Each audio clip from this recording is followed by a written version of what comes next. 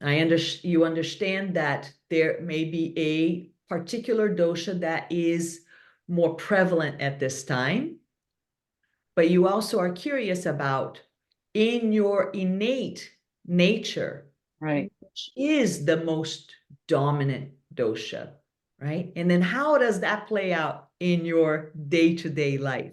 Mm-hmm. So we will go into this quite a bit in the next course, the next segment, what comes after this series. But I'm going to give you just, I feel, what you need for clarification for the purposes of your understanding now. Mm-hmm. Each and every one of us are born with a specific constitution that is different from everyone else. Just like your DNA is not like anyone else.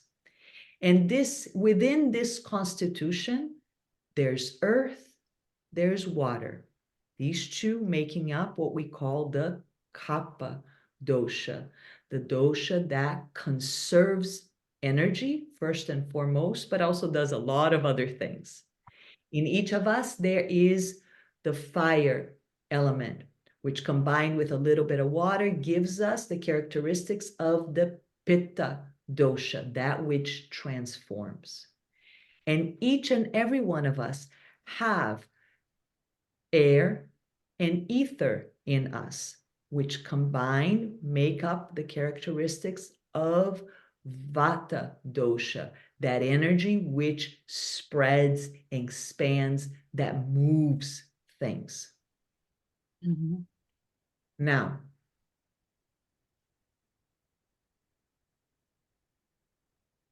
some of you in this space, in this room today, have more of one dosha than the other two. So your primary dosha is X. Right. Some of you have more of a combination of two doshas. Mm-hmm. Maybe one is a little more than the other, okay? But a combination of two doshas they're significantly higher and one is lower. And some of you have, it's not as common, but it happens, to have all three doshas pretty much even. Is there one that is better than the other? The only thing that is better is that we manage our doshas as we go about life. Mm-hmm. Because when any of the three doshas is in excess, that's when trouble begins to happen.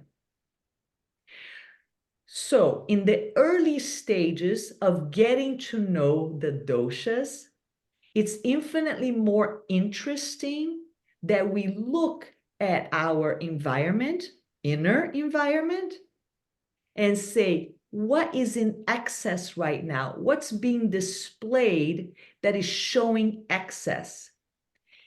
And then let me look at the antidotes to this excess and incorporate them into my lifestyle.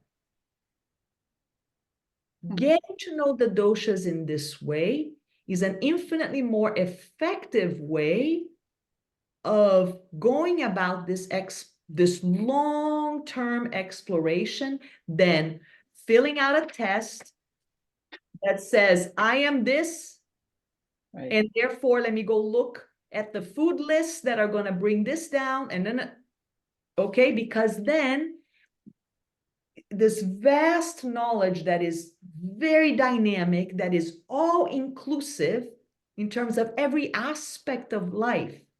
The doshas are in everything there is and everything that you are.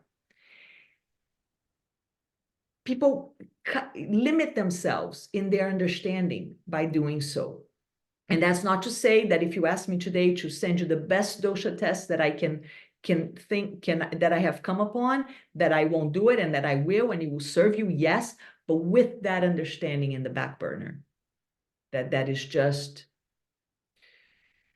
a picture, an image in a whole being, in a whole, in in a whole experience. Thank you, because that frees me up to be more open again. Yeah.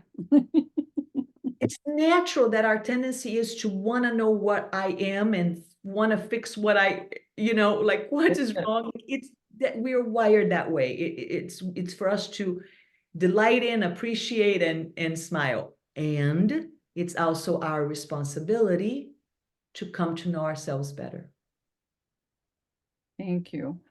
Because we're here on this journey for self-care, for healthcare, and we're committed to it. So how are we going to know ourselves better? By not limiting a vast knowledge into a narrow thing. So Very good.